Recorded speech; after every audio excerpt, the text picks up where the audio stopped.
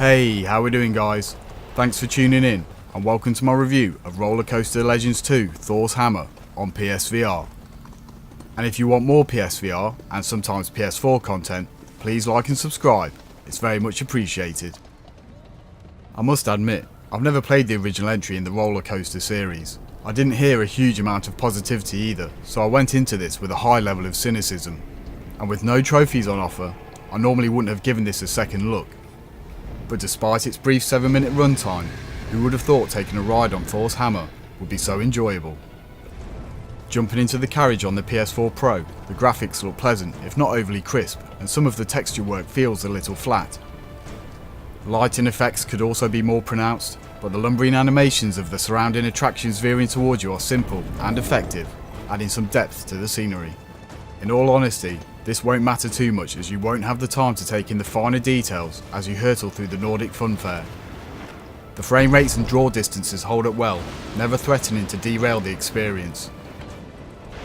Music is quite generic, but you won't be paying any attention to it as the rails shudder underneath, arrows fly overhead, and trolls take side swipes at you. The creaks and groans of the track add an extra element of presence, with my only real criticism is that wind effects could be intensified, ramping up on your speedy descents.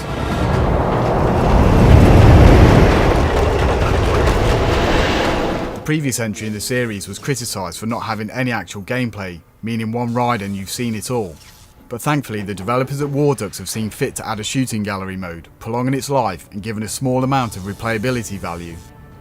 Using 2 move controllers, you will dual wield dragons that fire lasers, and yes, that does sound awesome. Pressing the move buttons to fire and the triggers to grab initially felt a little awkward, but soon became second nature. The tracking also feels great, never going awry once in any of my playthroughs. Your laser firing dragons have a limited charge, so you won't be able to spam them as you try to shoot and grab all 50 collectibles randomly placed on each run. This mode is genuinely fun, proving to be a good little challenge to what is a threadbare title. But at its low price point, you should be able to glean a good 30 minutes of fun out of it before hitting the brakes. As previously stated, there are no trophies, never mind a platinum. And I find this not only disappointing as a trophy hunter, but just as someone who plays games in general. The introduction of some sort of scoring system with online leaderboards and a small amount of trophies could have really extended its life, making this a truly bite-sized arcade experience. Instead, the experience is almost as barren as the Queen's womb. Warducks have laid a solid foundation on which to build a quirky little series or small game upon.